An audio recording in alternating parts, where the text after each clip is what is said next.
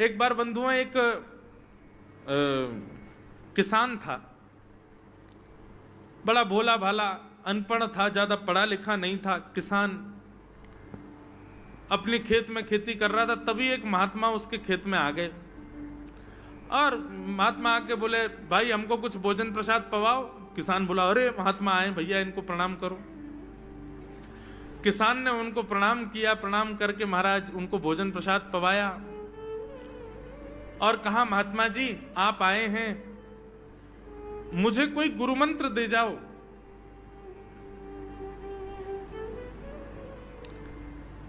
महात्मा जी ने सुंदर गुरु मंत्र दिया, द्वादशाक्षर मंत्र दिया। बोले ये तो बहुत कठिन है, इतना कठिन नहीं, सरल सा दो। अष्टाक्षर मंत्र दे दिया। बोले ये भी कठिन है, कोई और सरल दे दो। महात्मा बोले कुछ नहीं, तुम इतना कृष्ण चंद्र बोल दिया करो बस। कृष्ण चंद्र बोले, हाँ इसी का नाम, जो यही तुम्हारा गुरु मंत्र है। इतना भोला बेचारा याद करने लगा, उसको याद ही नहीं होवे कृष्ण चंद्र कृष्ण चंद्र कृष्ण चंद्र। अब भूल ना जाऊं इसके लिए बोलता रहता था 24 घंटे, कृष्ण चंद्र कृष्ण चंद्र कृष्ण चंद्र। अपने खेत में हल जोत रहा था, कृष्ण चंद्र बोल रहा था। इतने में उसकी पत्नी आ गई, अरे सुनो तुम्हारे लिए भोजन लाई हूं, जल्दी कर लो। बोले कृष्ण चंद्र कृष्ण चंद्र कृष्ण चंद्र। पत्नी पीछे लग गई, पीछे, भोजन तो कर लो, रोटी तो खा लो, ठंडी हो जाएगी।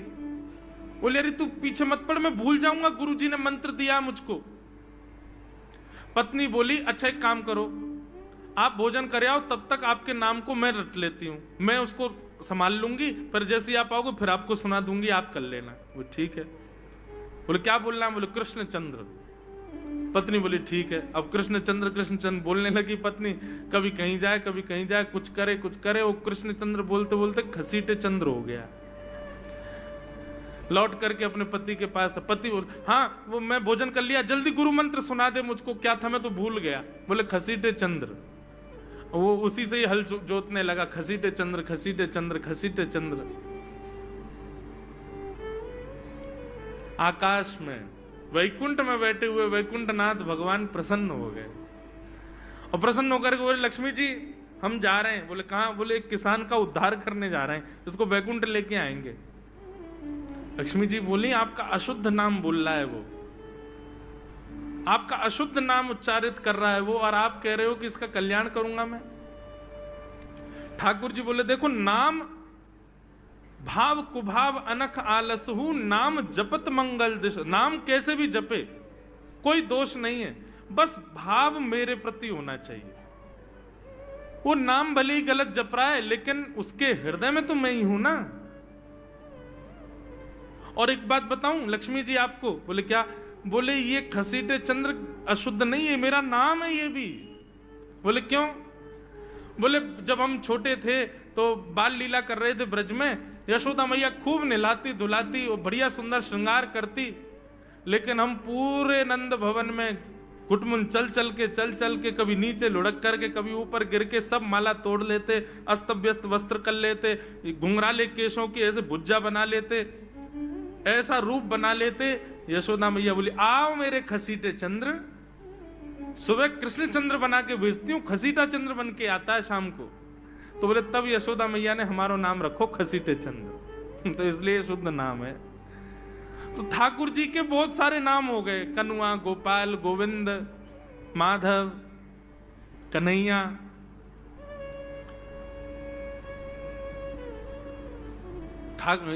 यशोदा जी का प्रिय नाम है कन्हैया। मैया लाल जी को इसी नाम से पुकारती है। ठाकुर जी अब धीरे धीरे 3.5 वर्ष के हो गए, और जैसे ही 3.5 वर्ष के भय महाराज, मानो जैसे उनके शरीर में स्प्रिंग एक्टिवेट हो गई हो। इतना ऊधम मचाते हैं, इतना ऊधम मचाते हैं, पूरी गोकुल की नाक में दम कर रखा ठाकुर जी ने। यशोदा मैया ने लाल जी को नूपुर पहना रखे। सवेरे जैसे ही ठाकुर जी उठते हैं, नूपुरों की आवाज आती है तो यशोदा मैया तुरंत रसोई घर से दौड़ के जाती है लाला के पास। लेकिन ठाकुर जी इतने चतुर हैं, यमुना तट पर जाते हैं और नूपुरों में बालू भर लाते हैं कि कल नूपुर आवाज नहीं करेंगे, सुबह उठ के हम घर से भाग जाएंगे कहीं और, मैया को पता ही ना चलेगी। ऐसो उदम मचा में। श्री सुखदेव जी वर्णन कर रहे हैं, श्रृंग्यग्निडम शशि जल द्विज कंटकेभ्य क्रीड़ा परावति चलौ स्वसुतौ निषेधुम गुह्यानि कर्तुमपि यत्र न तज्जनयो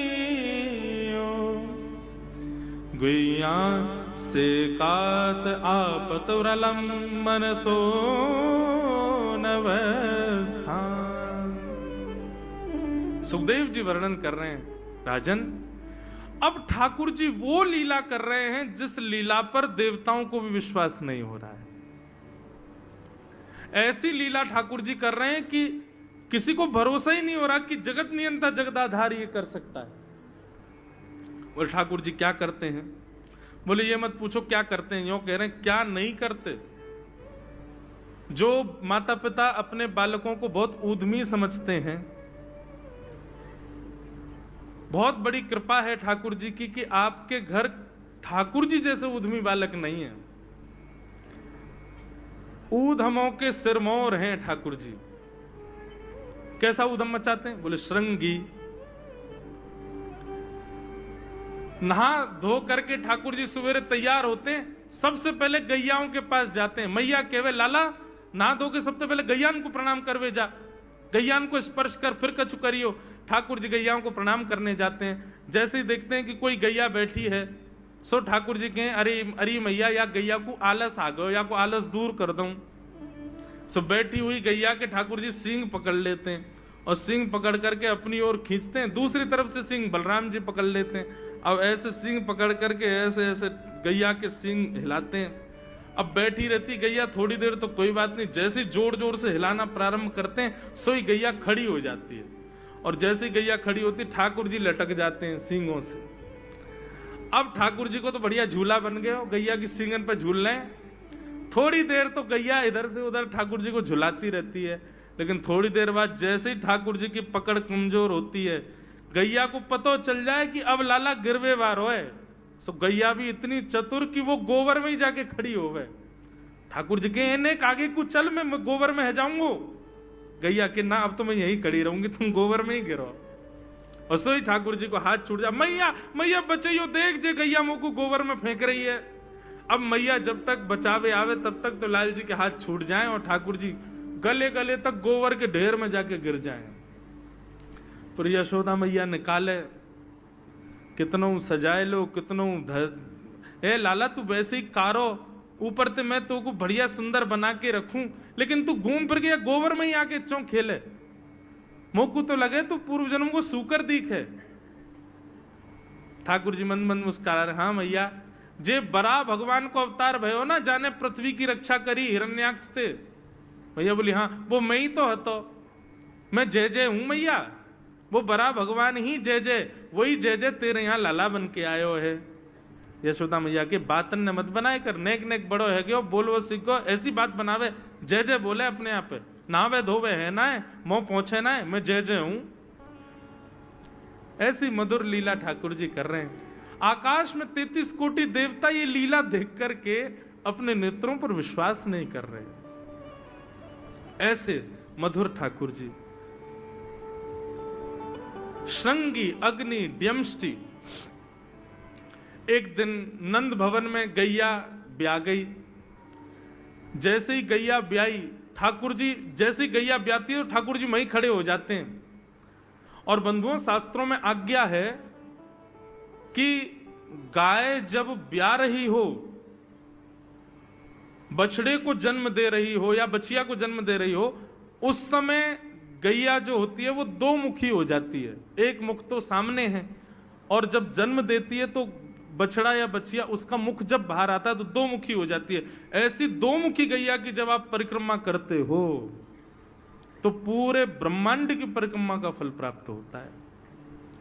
तो ठाकुर जी का नियम है, नंद बाबा की उंगली पकड़ के खड़े रहे, जैसे ही गैया ब्यावे वारी हो तो वाकू सहलाते रहे, जैसे ही गैया ब्यावे वारी हो, जैसे ही बछड़ा बाहर आवे सोई ठाकुर जी वाकी परिक्रमा कर लें, परिक्रमा करके दंडवत प्रणाम करें, वाकू वाकी चरण रज को माथे से लगा में, और बछड़ा जन्म ले सो वाकू नवा में दुआ में, वाकू अपने गरे से लगा में।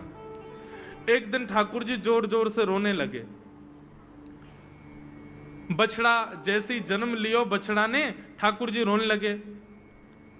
नंद बाबा शांत करा में नहीं माने, बलराम जी ने शांत करायो नहीं माने, यशोदा मैया गोद में लेके बैठी। बोले लाला का भयो, तू रो क्यों रोए?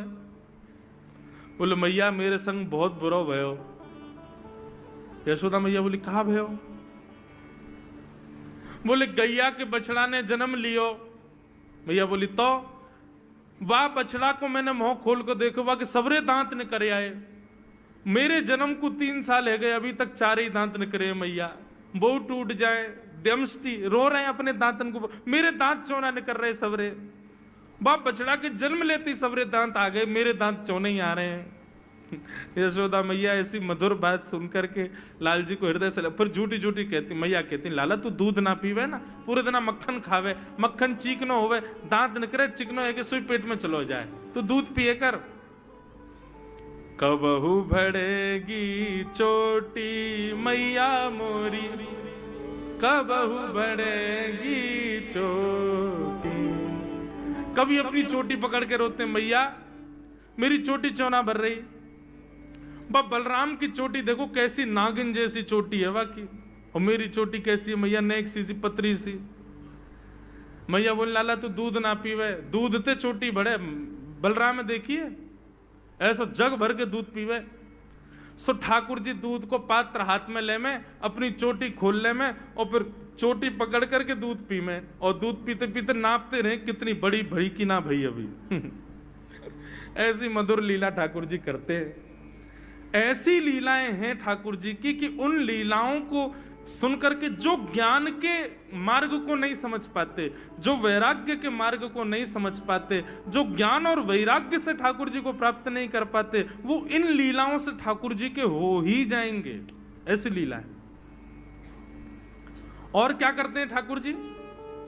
बोले द्विजकंटकेभ्य। इतनी मधुर लीला है ठाकुर जी की।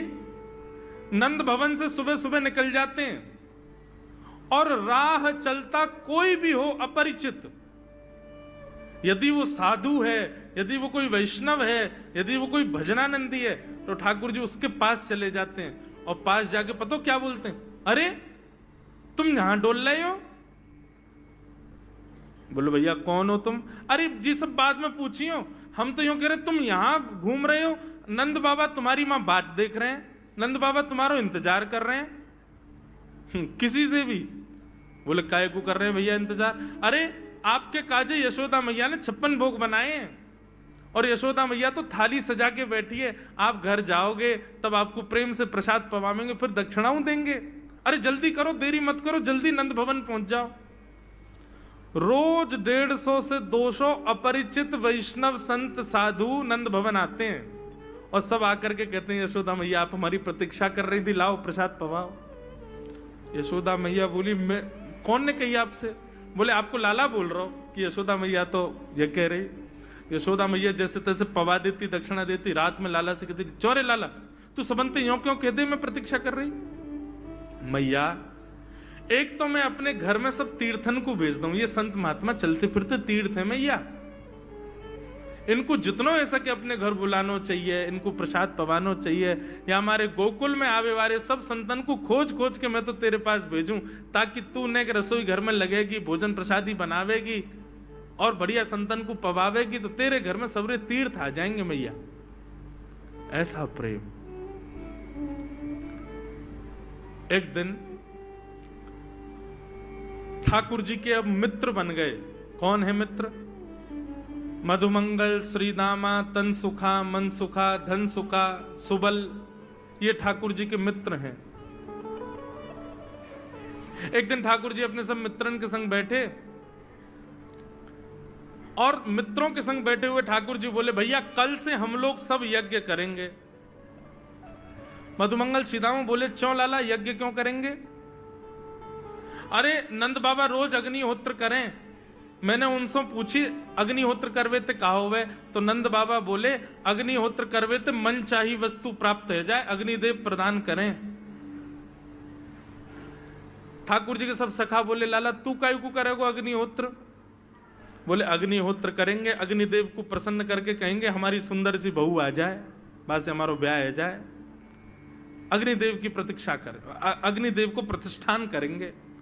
सब श्रीदामा मधुमंगल 3.5 वर्ष के ठाकुर जी, सोचो 3.5 वर्ष के ठाकुर जी, सखा कितने बड़े बड़े होंगे। नेक्से से सबरे सखा बैठ गए, सूखे पत्ता इकट्ठे करके अग्नि प्रज्वलित कर ली, सूखे पत्तान को चूरो बना के आपस में बांट लियो। ठाकुर जी आचार्य बन के बैठ गए और बोले सुनो मैं मंत्र बोलूंगा और जैसे ही कहूं स्वाहा सबरे डालियो, और नेक भी यदि तुमने चूक करी ना, नेक भी मैंने स्वाहा बोली और तुमने नहीं डालो तो फिर मोते मत कहियो, यदि तुम्हारी पत्नी काणी आ जाए, एक हाथे लूली आ जाए, लंगड़ी आ जाए तो समय पर स्वाहा करना पड़ेगा। सब ग्वाल बाल बोले जो कहेगो लाला सो करेंगे, तू करवा। ठाकुर जी ओम नम नम नम स्वाहा, सब एक संग डालते। हे श्रीदामा तू देरी ते डाले, देख लियो लंगड़ी आ जाएगी तेरी बहू, अग्निदेव को प्रसन्न करो। इस प्रकार ठाकुर जी सब ग्वाल बालों के संग खेलते हैं। ग्वाल बाल बोले लाला यज्ञ तो है गयो, अब ब्राह्मणन को भोजन के काजे बुलाओ, यज्ञ के बाद ब्राह्मण भोज होना चाहिए।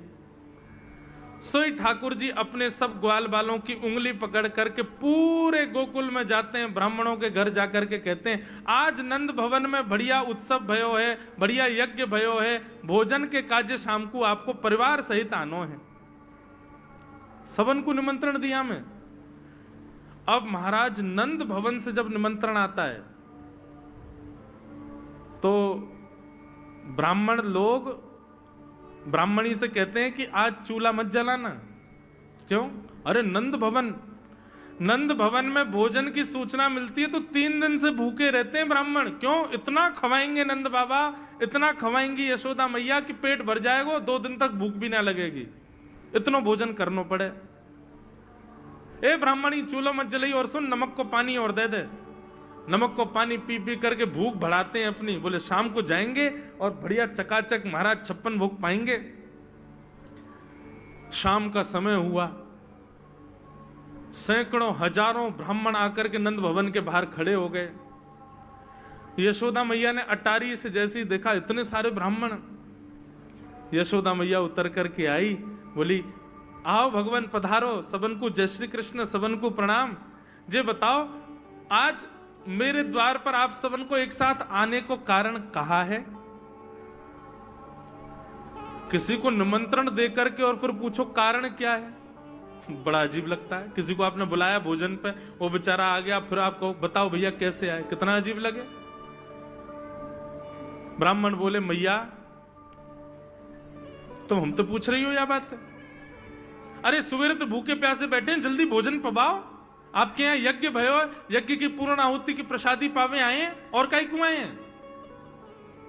यशोदा मैया बोली कौन सा यज्ञ, कब भयो यज्ञ, कौन सी पूर्ण आहुति?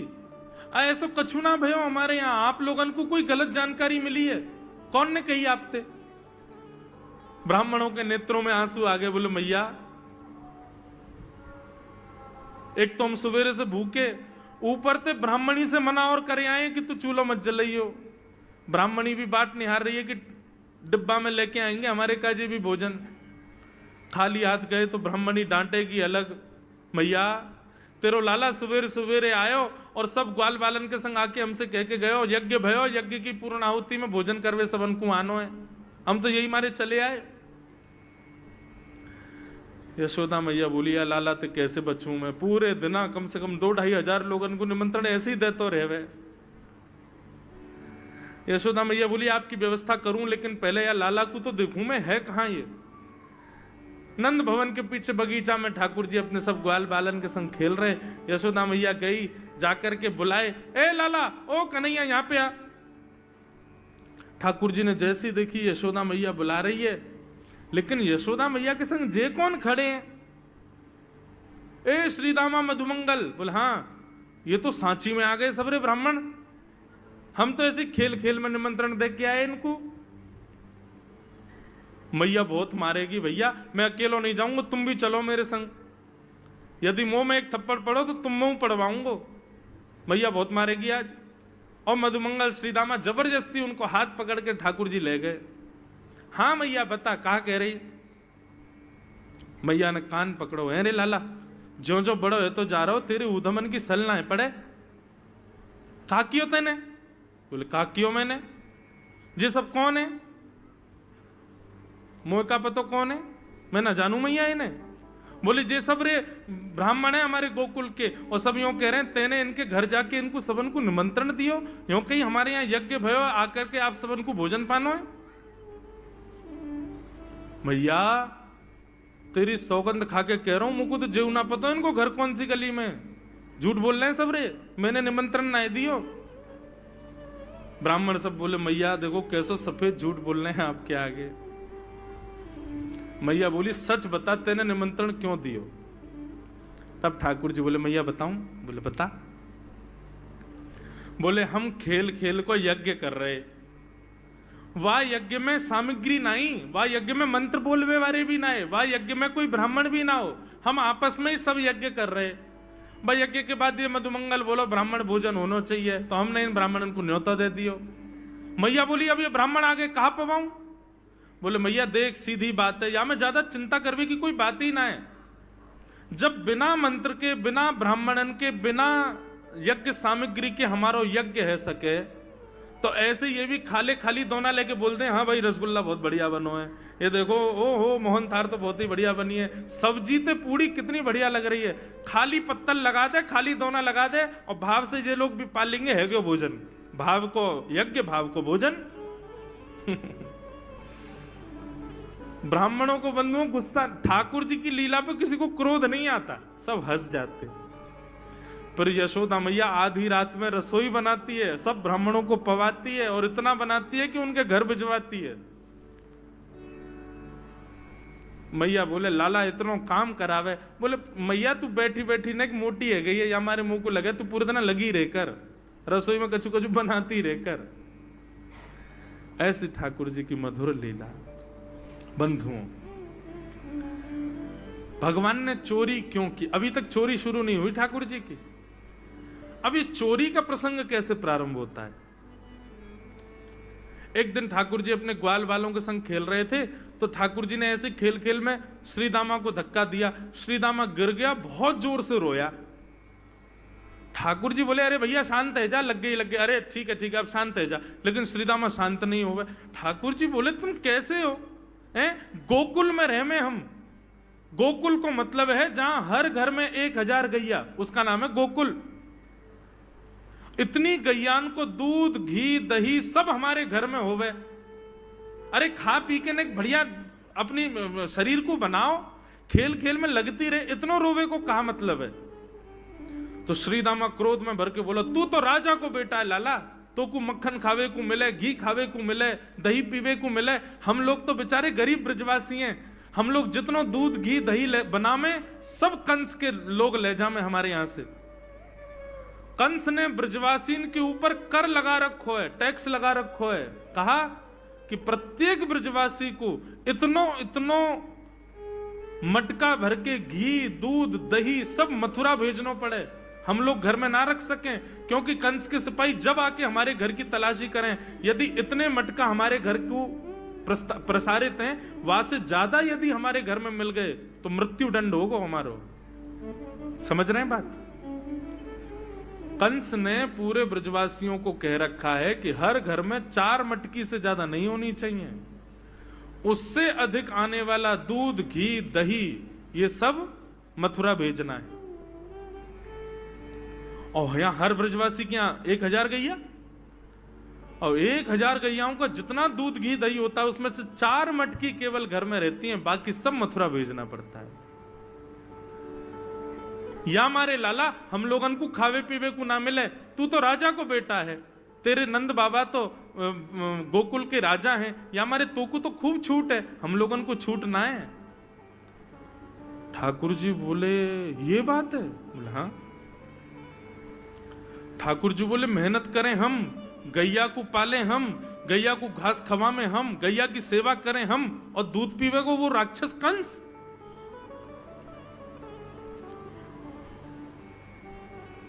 अभी तो मैं छोटा हूं, मेरी बात कोई मानेगा नहीं, लेकिन प्रलय तो अब लानी पड़ेगी। और कैसे लाएंगे? बोले राजी राजी यदि मक्खन दूध दही नहीं मिल लो तो चोरी करके खाओ। हमारो ही मक्खन है, हमारो ही दूध है, हमारो ही दही है, लेकिन अभी हम बालक हैं, हम ज्यादा कछु बोलेंगे हमारी कोई बात मानेगो ना। लेकिन ये सद वस्तु कुपात्र के हाथ में नहीं जानी चाहिए।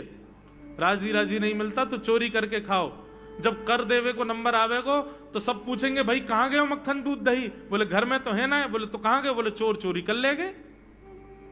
और यही भाव से हम ब्रजवासी को खावे पीवे को मिला करेगो। मधुमंगल सीताराम बोले लाला तू जो कहेगो सो करेंगे, लेकिन चोरी नहीं करेंगे। ठाकुर जी बोले तो ठीक है, कल से तुम लोग अलग खेलो, मैं और दाऊ दादा अलग खेलेंगे, हमारे संग मत खेलना। मधुमंगल सीताराम बोले अरे लाला तू ना जाने, मैया यो के लाला जो चाहे करियो, चोरी मत करियो, चोरी करवे तो ब्याह ना होवे। ठाकुर जी बोले ब्याह की पड़ रही है तो है, ब्याह ना होवे। ऐसो पत्र पूछ रहा सो है गयो, पत्रो दुबरो सो तू सीख जैसो है गयो, तो कौन ब्याह करेगा ऐसे? अरे ब्याह करना तो ने खाया ने पी ने बढ़िया गाल तेरे बढ़िया होंगे, शरीर ने बढ़िया होगा तभी तो ब्याह होएगा।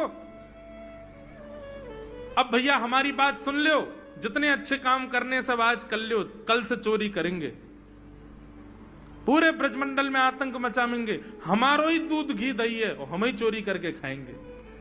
ठाकुर जी ने चोरी क्यों की? क्योंकि सारा गौरस बेवजह मथुरा भेजा जाता था और मथुरा से कंस पूरे भारत में वितरित करके खूब धन कमाता था। इस वजह से ब्रजवासी प्रताड़ित होते थे, क्योंकि गैया के लालन पालन में जितना खर्चा होगा सब करो ब्रजवासी। 4 मटका दही। अच्छा, प्राचीन जब ठाकुर जी पृथ्वी पर पधारे तब कोई व्यापार नहीं था, ब्रजवासियों पर एक ही व्यापार था, 2 व्यापार थे, या तो घी बेच के, दही बेच के, दूध बेच के धन कमाओ, या फिर खेती बाड़ी करके अनाज बेच करके धन कमाओ। वही तो व्यापार था। उसमें भी 4 मटके मिलते थे, 4 में से 3 को तो बेच देते थे, 1 में पूरा घर चलता था। यह हालत थी ब्रज की। इसलिए ठाकुर जी ने कहा कि भैया राजी राजी नहीं तो गैर राजी, हम जितने बाकी की मटकी मथुरा भेजे वाली उनको सबन को तोड़ फोड़ करेंगे, उनमें से मक्खन निकाल निकाल के खाएंगे, एक दूसरे को खवाएंगे और सब यहीं रहेगो, मथुरा नहीं जाएगो कछु भी। इसलिए ठाकुर जी ने चोरी की।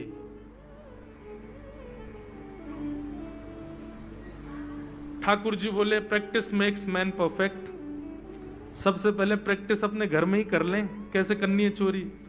सो अगले दिन ठाकुर जी सवेरे उठे और देखने लगे यशोदा मैया देख तो नहीं रही, और ठाकुर जी चुपचाप गए महाराज जहां पर सारे मक्खन दूध दही रखे, वहां पहुंच गए गौरस भंडार में। और गौरस भंडार में एक मटकी के ऊपर से ढक्कन हटाए करके जैसे ही ठाकुर जी ने हाथ बोर के पानो प्रारंभ किया, सामने एक खंबा था, उसमें मणि लग रही थी। आज पहली बार 3.5 वर्ष की आयु में ठाकुर जी ने अपना प्रतिबिंब देखा, पहली बार अपने आप को देखा दर्पण में। बंधुओं, बच्चों को शीशा नहीं दिखाते, छोटे बच्चों को तो दिखाते ही नहीं, और 3-4 वर्ष तक भी बालक को अपनी शक्ल थोड़ी देखता है वो। अब इसके पीछे कारण बहुत सारे बताए जाते हैं, परंतु हमें तो लाल जी से मतलब, लाल जी का क्या है?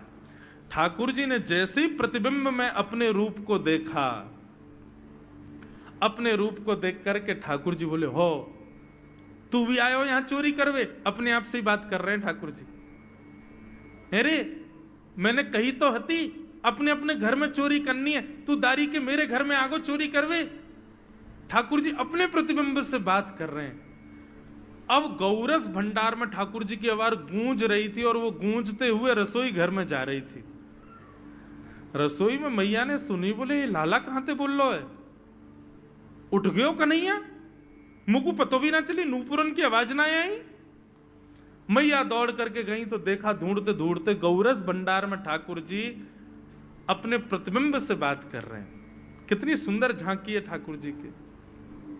ठाकुर जी मक्खन पा रहे हैं। बोले अच्छा अब आ तो गए हो यहाँ पे, लेकिन सुन चुपचाप चोरी करके भाग जाइयो, मेरी मैया बहुत मारेगी तो को।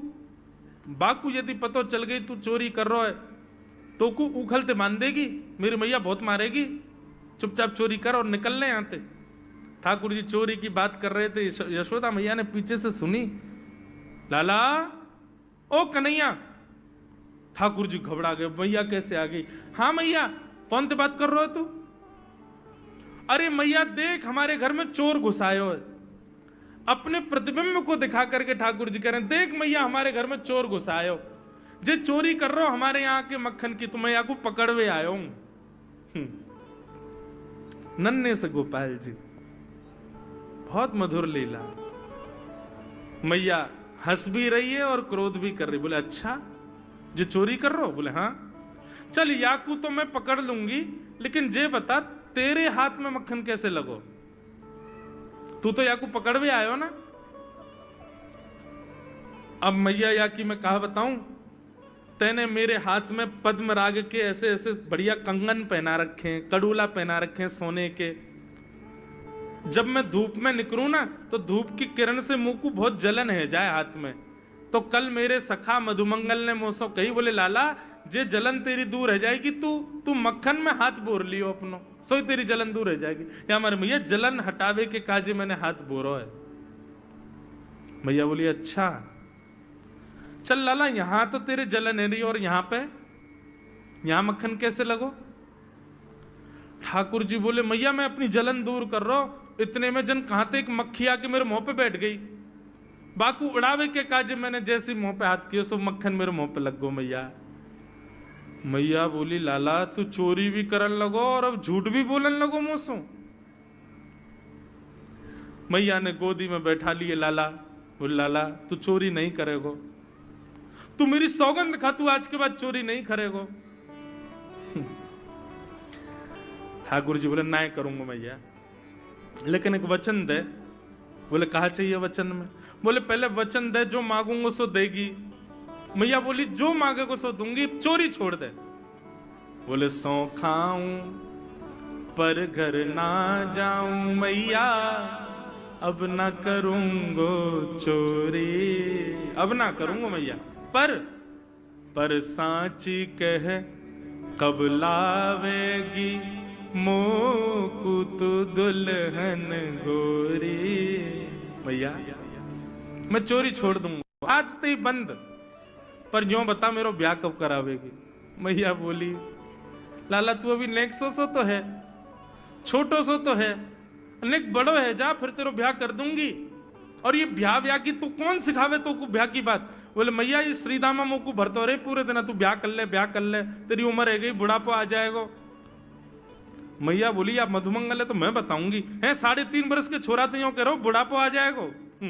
अभी खड़ो है वो सीखो, अभी बोलना सीखो, यानी दांत भी पूरे ना आए और ब्याह की बात करे। बोले मैया मैं यूं थोड़ी कह रहा हूं, मुझको बड़ी बहू लिया, छोटी सी लिया, इतनी बड़ी लिया कि जेब में धर के मैं गैया चरावे चलो जाया करूं, ऐसी बहू लिया मुझको। मैया बोली कैसी बहू चाहिए तो को बताइए ने, और तू जाने बहू कौन थे के? मैया बोले हाँ मैं जानू।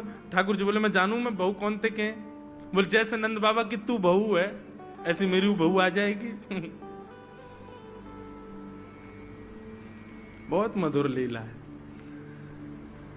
ऐसी ठाकुर जी लीला करते हैं। ठाकुर जी ने ग्वाल बालों से कहा भैया मिशन फेल हो गया, घर में तो चोरी नहीं कर पाए हम, अब दूसरे इनके घर में दावे बोलो। एक दिन महाराज ठाकुर जी का जब आतंक खूब बढ़ गया गोकुल में, सब गोपियों ने जाकर के मैया से शिकायत करी है। वत्सान मुंचन क्वचित समय क्रोश संजात हास, स्तेयं स्वाद्वद्धिपयः कल्पितैस्तेययोगै, मरकान् भोक्षन् विभजति सचेन्नात्रिभाण्डं भिनत्ति, द्रव्यालाभे सग्रह कुपितो यात्युपक्रोशतो कान्। सब गोपियों ने जाकर के मैया से शिकायत करी, बोले मैया अपने लाला को संभाल लियो, नहीं तो कावदना हम देख लेंगी और फिर हमसे मत कहियो कि तेने मेरे लाला से यूं क्यों कही। मैया बोली कहा क्यों मेरे लाला ने? गोपी बोली ये बस सुन लो और यूं बताइयो कहा ना करे तुम्हारो लाला। देख वे मैं 3.5 बरस को है, बाकी पेट में इतनी बड़ी बड़ी दाढ़ी है बाकी।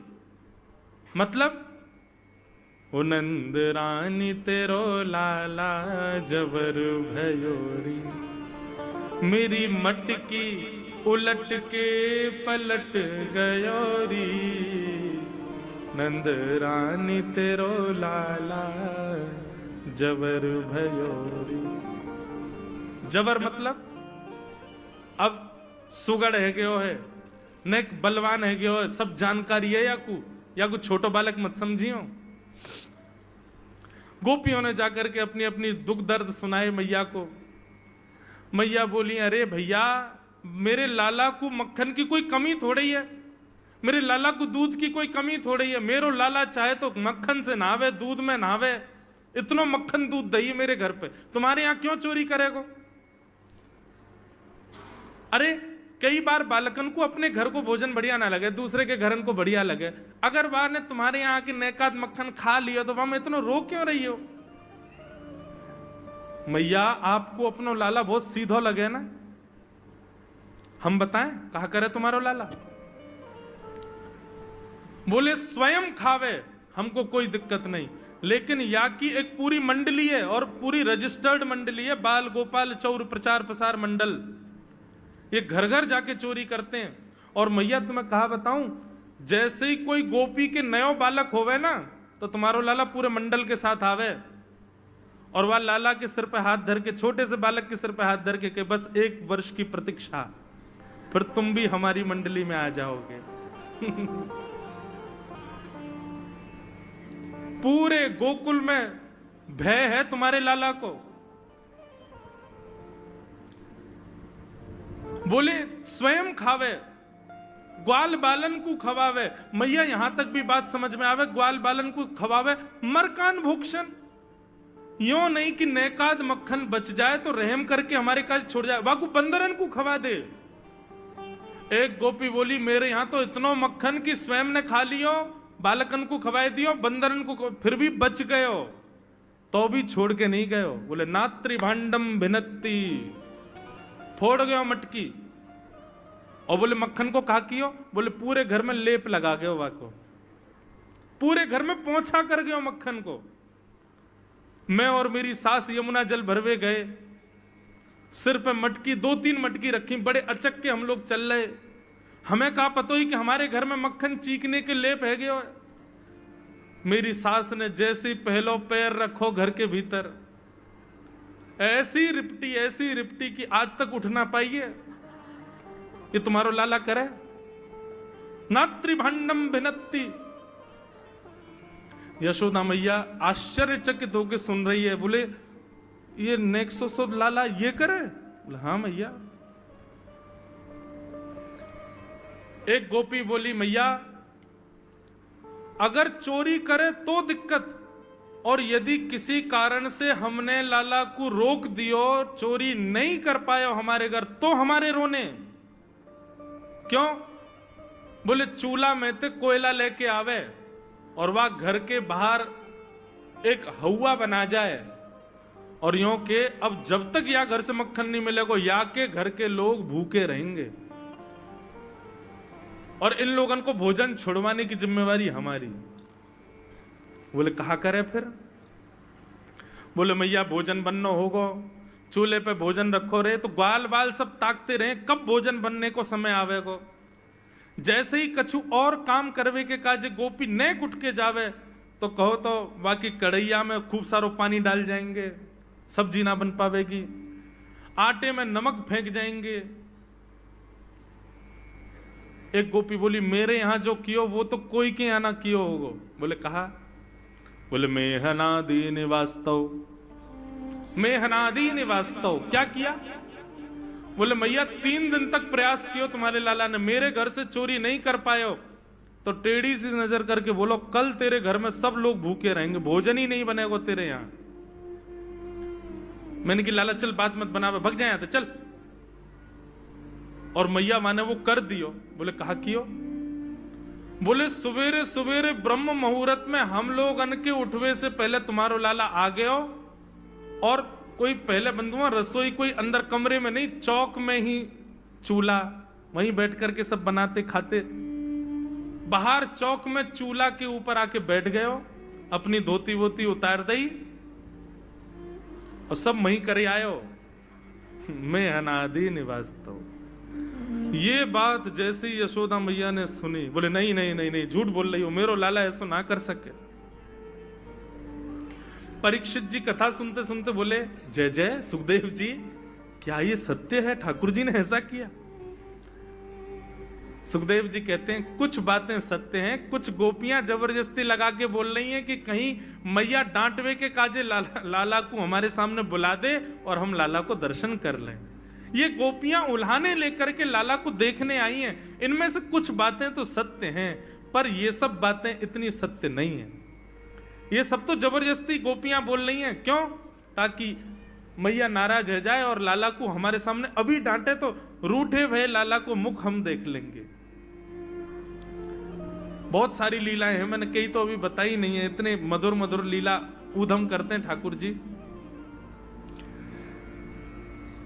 इस प्रकार ठाकुर जी पूरे ब्रजमंडल में गौ रस को चोरी करते हैं। वास्तव में मक्खन नहीं, ब्रजवासियों के मन को चुरा रहे हैं ठाकुर जी। सबकी एक ही आशा है, श्री कृष्ण श्री कृष्ण श्री कृष्ण। सुबह से शाम तक पूरा ब्रजमंडल केवल कृष्ण को देखने के लिए जीता है। ऐसी ठाकुर जी की मधुर लीला।